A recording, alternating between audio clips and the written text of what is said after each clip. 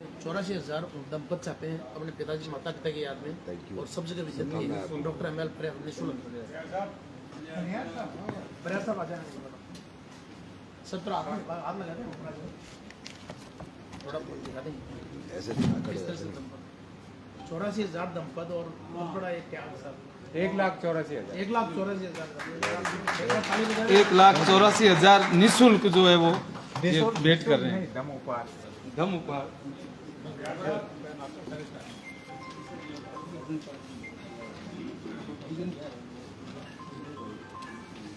दुनिया को शांति और मानवता का संदेश देने वाले तथागत भगवान बुद्ध, संत गुरु रविदास जी, संत कबीरदास जी, ज्योतिबा फूले जी, सावित्रीबाई फूले जी, फातिमा शेख जी, साहू जी महाराज, पेरियार रामास्वामी नायकर जी, नारायण गुरु जी, डॉक्टर बाबा साहेब अम्बेडकर जी, माता रमाबाई जी, मानवर कांसीराम साहब सहित समाज के सभी महापुरुषों के चरणों में कोटि कोटि नमन करते हुए आदरणीय भिक्खु संघ, हमारे मिशन जय भीम के राष्ट्रीय अध्यक्ष बीपी बौद्ध जी और तमाम मंचासीन पदाधिकारीगण, उपासक उपासिकाओं, सभी 4-5 दिन से वायरल से पीड़ित हूं और गला बैठ भी गया है और परसों से तो फोन हर सेकंड में फोन हुआ है, तो मैं आज उतना लंबा नहीं बोल, मैं अपने मन के बात साझा करूं।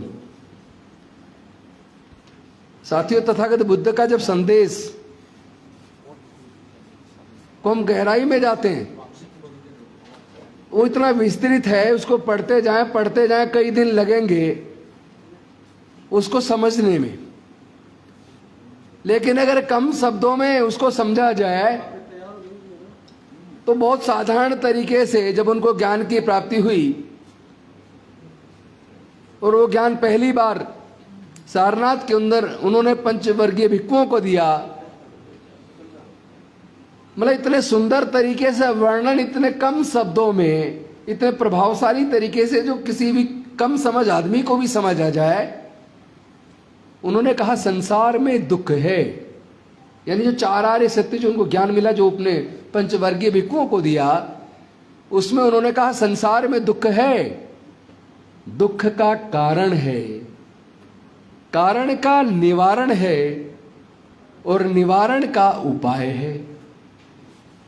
अब सवाल यह है, दुख तो है, लेकिन यह भी समझना पड़ेगा दुख बेसिकली 2 प्रकार का होता है। एक शारीरिक दुख होता है, आपको फीवर हुआ, आपने दवाई ली, फीवर ठीक हो गया। आपको चोट लग गई, आपने मरहम पट्टी की, दवाई ली और आपकी चोट ठीक हो गई। तो ये जो शारीरिक दुख है ये दवाई से ठीक हो जाता है। लेकिन एक दूसरा दुख है जो मानसिक दुख है। मानसिक दुख कोई दूसरा आदमी नहीं पहुंचाता। मानसिक दुख व्यक्ति के खुद के मस्तिष्क से पैदा होता है और उसका जो इलाज है, अगर उसको जानना है तो बुद्ध ने बताया राग, द्वेष, लोभ, मोह, अहंकार, गुस्सा और नफरत, ये सब दुख के कारण हैं। जब आप किसी से नफरत करते हैं, किसी से गुस्सा करते हैं, किसी से राग रखते हैं, द्वेष रखते हैं, प्रेम किसी से होता है, तो राग, द्वेष, लोभ, लालच, मोह, आपको किसी से मोह है, लेकिन वो चीज आपको ना मिले, छिन जाए, आपके मन में दुख पैदा हो जाता है। आप किसी चीज का लालच रखें कि मुझे ये प्राप्त हो जाए, मैं ये कर रहा हूं, इसके बदले में मुझे ये मिल जाए, ना मिले तो दुख पैदा हो जाता है। आप 4 सगे भाई हैं और चारों को एक जैसी परवरिश मिली। एक बहुत बड़ा अफसर बन गया, एक चपड़ासी रह गया। एक चपड़ासी को ऐसी नौकरी मिली जहां रिश्वत बहुत है, उसने बहुत बड़ी कोठी बना ली। और जो बड़ा भाई जो अफसर बना, उसका थोड़ा छोटा मकान है। तो उसको मन में दुख पैदा हो गया कि मैं इतना पढ़ा लिखा, इतना बड़ा अफसर हूं, मेरे पास छोटा मकान, तो मेरा छोटा भाई कितना उसने बढ़िया मकान बनाया, मन खुश हो गया, हमारे इज्जत को 4 चांद लग गए। तो सोचने का फर्क है। आप अच्छा सोचेंगे तो अच्छा होगा, आपकी सोच सकारात्मक होगी तो सकारात्मक होगा, आपकी सोच नकारात्मक होगी तो नकारात्मक होगा। शरीर के अंदर ऐसे केमिकल्स भी बनते हैं कि आप सकारात्मक सोच रखते हैं तो बहुत सारी बीमारी तो आपकी अपने आप दूर हो जाती हैं, लेकिन आप नकारात्मक सोच रखते हैं तो ऐसे केमिकल बनते हैं जिससे कई प्रकार की बीमारियां, मानसिक के साथ साथ कई प्रकार की शारीरिक बीमारियां भी बन जाती हैं। सब सोच का फर्क है। तो बुद्ध के धम्म का जो सबसे बड़ा सार है, जिसको कम शब्दों में समझा जाए तो आप राग, द्वेष, लोभ, मोह, अहंकार, गुस्सा, नफरत, अगर अपने अंदर पल रहे राग, द्वेष, लोभ, मोह, अहंकार, गुस्से को आपने जीत लिया तो समझिए कि आपने दुनिया को जीत लिया, आपको दुख नहीं होगा। मिशन जय भीम की जो स्थापना हम लोगों ने की, उसका लक्ष्य ये था कि जो तथागत बुद्ध ने लोगों को दुख से मुक्ति का मार्ग दिया, हमें उस मार्ग को डॉक्टर बाबा साहेब अम्बेडकर जी ने जन जन तक पहुंचाया। उसी मार्ग को हमें और आगे बढ़ते हुए अपने गांव देहात तक लोगों तक पहुंचाना है। और मुझे खुशी है कि हमारे विभिन्न स्टेटों के जो प्रेसिडेंट और उनकी कार्यकारिणियां हैं, जिलों की जो कार्यकारिणियां हैं, वो बखूबी रूप से बुद्ध के धम्म के मार्ग को लोगों को मिल के समझा पा रही हैं। और साथ ही साथ डॉक्टर बाबा साहेब अम्बेडकर जिन्होंने हमारे हजारों साल की मुक्ति का मार्ग दिया, हमारे हजारों साल की गुलामी को तोड़ दिया।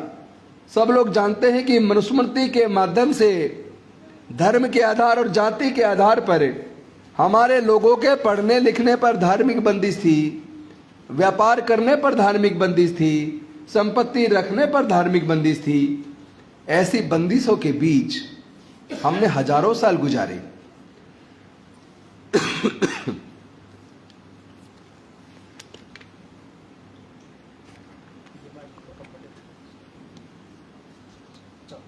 और ऐसे इस बीच इस हजारों साल की गुलामी तोड़ने के लिए कभी कोई आदमी आया ही नहीं। हम लोगों ने पूजा अर्चना भी की, सब कुछ किया, लेकिन किसी ने हमारे दुख से ना तो मुक्ति का मार्ग दिया और ना ही हमारे दुख को समझा। लेकिन भला हो डॉक्टर बाबा साहेब अम्बेडकर जी का कि उन्होंने अपना पूरा जीवन लगाकर, पूरा जीवन अपने आप को जलाकर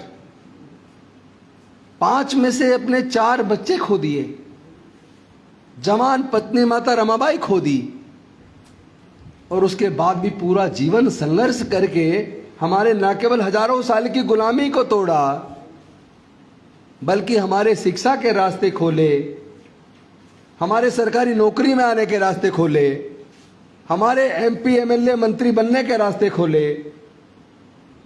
और उन्होंने कहा कि आप लोग समाज के जितने भी अनुसूचित जाति, जनजाति, पिछड़े वर्ग के लोग हैं, उस वक्त ये शब्द इस्तेमाल नहीं होता था, उस वक्त तो अछूत और शूद्र इस्तेमाल होता था। लेकिन आज उन अछूत और शूद्रों को अनुसूचित जाति, जनजाति और पिछड़े वर्ग के रूप में हम लोग जानते हैं। उन सब को एक मार्ग दिया कि आप सब लोग एकजुट हो जाओ और गुलाम को ये एहसास करा दो कि वे गुलाम है, तो वो गुलामी की जंजीरों को तोड़ देगा। इकट्ठा रहोगे तो आपका उत्पीड़न नहीं हो पाएगा, आपकी हकमारी नहीं हो पाएगी। लेकिन अनफॉर्चुनेटली हम लोग जो कहते हैं कि हम डॉक्टर बाबा साहेब अम्बेडकर जी को मानते हैं, हम लोगों ने जगह जगह पूरी दुनिया के अंदर, ना केवल भारत में, पूरी दुनिया के अंदर डॉक्टर बाबा साहेब अम्बेडकर जी की प्रतिमाएं भी लगा दी और बार बार चिल्ला चिल्ला के कहते हैं हम डॉक्टर बाबा साहेब अम्बेडकर जी को मानते हैं। पर सच्चाई ये है कि हम डॉक्टर बाबा साहेब अम्बेडकर की बात को आत्मसात नहीं कर पाए। अगर हमने डॉक्टर बाबा साहेब अम्बेडकर के विचार को आत्मसात किया होता, उनकी बात को मान लिया होता, तो जिस तरह विभिन्न संस्थाएं माननीय सर्वोच्च न्यायालय सहित तमाम राजनीतिक पार्टियां सहित तमाम कॉन्स्टिट्यूशनल पोस्ट पे बैठे हुए लोग जिस तरह हमारे हक अधिकार का हनन कर रहे हैं, वो कोई कर नहीं सकता था। जैसा अभी जितेंद्र मीणा, प्रोफेसर जितेंद्र मीणा मेरे मित्र हैं, थोड़ी देर पहले वो बोल रहे थे इंद्र मेघवाल की किस तरह पानी के घोड़ा छूने पर हत्या हो गई, उसकी मूंछ रखने पर जितेंद्र मेघवाल की हत्या हो गई। पूरे देश में हम देख रहे हैं, जगह जगह हमारे लोगों का उत्पीड़न आज भी बदस्तूर जारी है, लेकिन आज भी हम एकजुट होने की तैयारी नहीं कर रहे, एकजुट होकर अपनी लड़ाई को नहीं लड़ रहे। आज मुझे यहीं पे हमारे एक साथी ने जो बाड़मेर से हैं, अमित जी, उनका बेटा एमबीबीएस कर रहा था बेंगलोर से, लोकेंद्र कुमार सिंह, और उसको उसकी बॉडी एबनॉर्मल सर्कमस्टांसेस में डेड पाया गया। मुकदमा आज तक दर्ज नहीं हुआ। आप सोचो एक एमबीबीएस को करना, एडमिशन कितना कठिन है, कितना काबिल बच्चा रहा होगा जिसने उस नीट के एग्जाम को पास किया। उनके माँ बाप ने कितनी त्याग तपस्या की होगी, लाखों रुपए खर्च किया होगा, उसको कोचिंग करवाई होगी, तब कहीं जाकर उसको एमबीबीएस में एडमिशन मिला होगा। लेकिन आपको खेल का दूसरा एंगल देखना है कि हमारे अनुसूचित जाति जनजाति पिछड़े वर्ग के बच्चों के पूरा जीवन आज भी संघर्ष से गुजर रहा है। पहले तो हमारे लोगों के पास 99% के पास इतना पैसा नहीं है कि वो अपने बच्चों को पब्लिक स्कूल में पढ़ा सके। सरकारी स्कूलों को पूरे देश के अंदर तबाह कर दिया गया है। पिछले 15-20 सालों में 2.25 लाख से भी ज्यादा सरकारी स्कूल बंद हो गए। ऊपर से अगर गिर पड़ के सरकारी स्कूल से मेहनत करके या कर्ज करके किसी तरीके आदमी 12वीं कर जाता है और बच्चा सोचता है कि मुझे इंजीनियर बनना है, डॉक्टर बनना है, आगे बढ़ना है, वकील बनना है, जज बनना है, ब्यूरोक्रेट्स बनना है, आर्किटेक्ट बनना है। तो पहली बात तो कॉलेज में एडमिशन के लिए, चाहे वो इंजीनियरिंग कॉलेज हो, मेडिकल कॉलेज हो, लॉ कॉलेज हो या सिंपल ग्रेजुएशन का कोर्स करना है, उसके लिए एग्जाम होता है, रिटन टेस्ट। पहले तो उस रिटन टेस्ट की कोचिंग के लिए आपको बड़ी मात्रा में पैसा खर्च करना पड़ेगा, और पैसा खर्च करने के बाद कोचिंग लेके अगर बच्चा इतना काबिल है कि वो रिटन एग्जाम पास कर लेता है, एडमिशन ऑफर हो जाता है, अब उसको उस डिग्री को करने के लिए कई लाख रुपया चाहिए। अनुसूचित जाति जनजाति पिछड़े वर्ग और माइनॉरिटीज के बच्चों के पास SC ST में 99%, OBC के अंदर 98%, माइनॉरिटीज के अंदर 98% लोग ऐसे हैं जो अपने बच्चों का लाखों रुपए खर्च करके उस तरह की जो प्रोफेशनल डिग्रीज है वो नहीं करा सकते।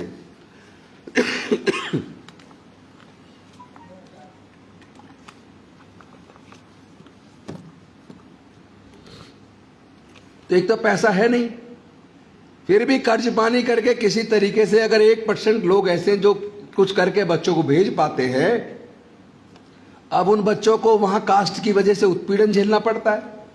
कदम कदम पे लोग फब्तियां कसते हैं, और प्रोफेसर जो पढ़ा रहे वो भी फब्तियां कसते हैं, और फिर जब एग्जाम होता है इंटरनल एग्जाम में फेल कर देते हैं, वाइवा में फेल कर देते हैं, प्रैक्टिकल्स में फेल कर देते हैं।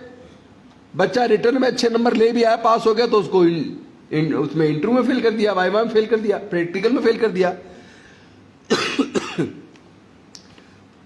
अब उस बच्चे पे 2 तरह का दबाव है।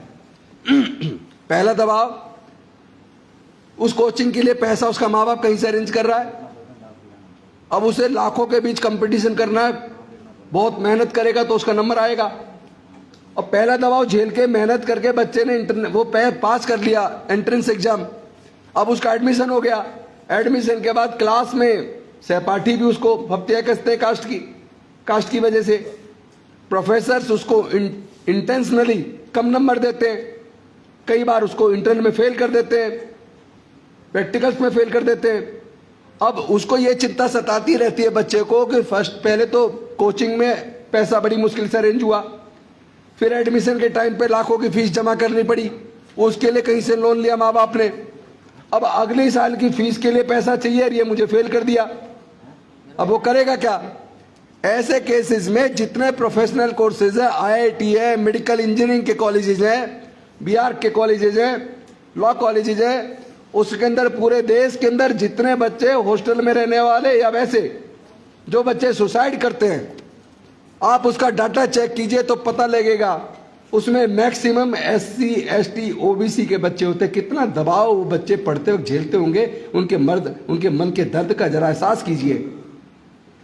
कुछ ही बच्चे जो उस दर्द को भी सहते हुए, संघर्ष करते हुए जैसे तैसे उस डिग्री को कंप्लीट करके और फिर रिटर्न एग्जाम देके और फिर वो डॉक्टर बनते हैं, इंजीनियर बनते हैं, जज बनते हैं, वकील बनते हैं, IAS IPS बनते हैं। लेकिन कितना संघर्ष करने के बाद वहां तक पहुंचते हैं और वहां जाने के बाद भी कह देते कोटे से आया है, चाहे उसके रिटर्न में नंबर जनरल से ज्यादा आए हो, इंटरव्यू में उसको कम नंबर दिए हो, उसके बाद भी जो उसके सामने टिकता नहीं है, मेरिट में भी नहीं टिकता है, वो भी कह देता जी कोटे से आया है। और ये वो मेरिटधारी लोग हैं जो पूरे देश के बड़े संस्थान के ऊपर काबिज हैं। देश के जितने सार्वजनिक उपक्रम बिक गए, बड़ी बड़ी कंपनियां बिक गई, इंश्योरेंस कंपनियां बिक गई, बैंक बिक गए, ONGC वगैरह, पेट्रोलियम कंपनियां, गैस कंपनियां बिक गई, ITDC के होटल बिक गए। उन बड़े बड़ी कंपनी जो आज तक भारत सरकार ने बेची है, जो घाटे में चली गई, कभी इस बात को भी तो चेक करो उन संस्थाओं के ऊपर बैठे हुए लोग कौन थे। अगर उसके बाद भी उनकी मेरिट होने के बावजूद, काबिलियत होने के बावजूद अगर वो कंपनियां घाटे में चली गई और भारत सरकार ने बेच दी, घाटे में चली गई या घाटे में लाई गई, ये भी सवाल है। तो उन मेरिट वाले लोगों की काबिलियत पे तो प्रश्न चिन्ह है। जो लोग मेरिट के आधार पर अनुसूचित जाति, जनजाति, पिछड़े वर्ग के लोगों का उत्पीड़न करते हैं, जितने भारत के संस्थान प्राइवेटाइज हुए हैं, बिके हैं, उनके शीर्षस्थ पदों पर वही मेरिटधारी लोग रहे हैं। उसके बावजूद अगर वो बिक गए तो फिर उनकी मेरिट पर तो प्रश्न चिन्ह लगता है। लेकिन आप देखिए पूरे भारत के अंदर, सभी राज्यों के अंदर जितने भी सरकारी संस्थान चल रहे हैं सक्सेसफुली, वहां जो मेहनत करने वाले अधिकारी और कर्मचारी मिलेंगे, मैक्सिमम आपको SC ST OBC और माइनॉरिटी के लोग मिलेंगे। वही लोग आज देश को चला रहे हैं, वही लोग देश को बचा रहे हैं, और उनमें से कोई आपको देश की गुप्त सूचना विदेशों को बेचने वाला नहीं मिलेगा। देश के साथ गद्दारी करने वाला आपको हमारे SC ST OBC के अंदर नहीं मिलेगा। और दूसरी बात, मेरिट की बात करने वाले लोगों को मैं बताना चाहता हूं, हमारे लोग तो पैदाइशी मेरिटधारी हैं, पैदाइशी इंजीनियर हैं। अरे जो मरे हुए जानवर की खाल उतार कर उसको गलाकर कलर करके उससे बैट बना सकता है, जूते बना सकता है, कैप बना सकता है, हैट बना सकता है, पर्स बना सकता है, बैग बना सकता है, वो उसने आपसे नहीं सीखा, वो तो पैदाइश होते ही वो सीख गया है। मिट्टी से खिलौने बना देता है, मिट्टी से बर्तन बना देता है, तरह तरह की चीजें बना देता है, लकड़ी से सोफा सेट, कुर्सी, मेज। कहते इसके पास मेरिट नहीं है। मंदिर में घुस जाए तो कई बार उसके साथ जाति की वजह से उत्पीड़न होता है, यहां तक कि कई बार तो मूर्ति छूने पर हत्या तक कर दी जाती है। ऐसे भी केस देखने में है कि राष्ट्रपति जी को मूर्ति तक नहीं जाने दिया, पहले ही रोक दिया। तो ये सारी घटनाएं इस बात की ओर इंगित करती हैं कि डॉक्टर बाबा साहेब अम्बेडकर जी ने हमें एक अच्छा मार्ग दिया। अंधविश्वास, पाखंडवाद से दूर रह के एक वैज्ञानिक दृष्टिकोण विकसित करो, अपने आप को एकजुट करो, ज्ञान पर कब्जा करो, किसी भी सूरत में अपने बच्चों को पढ़ाओ और इतनी काबिलियत अर्जित करो, इतना ज्ञान अर्जित करो, ज्ञान आपको सम्मान दिलवाएगा। ज्ञान का कोई मुकाबला नहीं है। ज्ञानी व्यक्ति के सामने तो बड़े बड़े लोग पैरों में झुक जाया करते हैं। एक रोटी कम खा लेना, एक जोड़ी कपड़ा कम सिलवा लेना, लेकिन किसी भी तरीके से अपने बच्चों को पढ़ाओ। बस इसमें बाधा है तो यह कि अगर बच्चा पढ़ना भी चाह रहा है, माँ बाप पढ़ाना भी चाह रहे हैं और बच्चा अच्छे जगह क्वालिफाई भी कर रहा है, अब लेकिन जब 10-10, 15-15 लाख एक डिग्री के लिए चाहिए, वो पैसा उस पर नहीं है, तो तब हमारे मन को दर्द होता है जब वो बच्चा पढ़ाई छोड़ने के लिए मजबूर हो जाता है। तो सरकारें कर क्या रही है?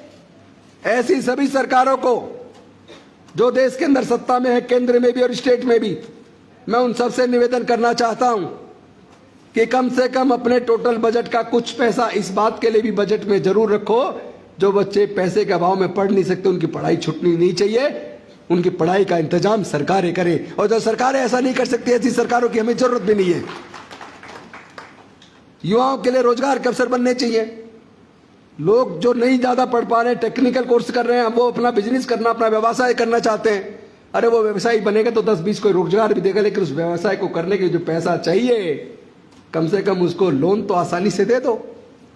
लोन की प्रक्रिया बनाई जाती है, लेकिन शर्तें इतनी सख्त होती है कि हमारा आदमी तो वो शर्त पूरी नहीं कर पाता, लोन भी नहीं ले पाता कि अपना व्यवसाय शुरू कर ले। बहुत सारे मुद्दे हैं, दर्द दिल के अंदर बहुत है, उस दर्द का निवारण करना है। बहुत से लोग कहते हैं आप इस पार्टी में उस पार्टी में कैसे करोगे। अरे इस दर्द का निवारण किसी पार्टी से नहीं होगा, अपने समाज को इतना मजबूत और तैयार करना पड़ेगा कि सारी पार्टियां समाज के सामने झुककर जो भी सत्ता में आए, समाज की बात को मान के हमारे विकास के रास्ते को बढ़ा दे। और ये हम करेंगे, हम किसी भी पार्टी में हो, लेकिन कभी भी डॉक्टर बाबा साहब अम्बेडकर, मानवर कांसीराम साहब और उनसे भी ऊपर तथागत बुद्ध का जो मार्ग है मानव कल्याणकारी, जिसमें समता, स्वतंत्रता, बंधुता और न्याय है, प्रज्ञा है, करुणा है, शील है, इस रास्ते को हम किसी कीमत पर नहीं छोड़ सकते। हम लोग मर सकते हैं, लेकिन डॉक्टर बाबा साहब अम्बेडकर के विचारधारा के साथ गद्दारी नहीं कर सकते। चाहे कुछ भी हो जाए, कुर्सियां आएगी और जाएगी।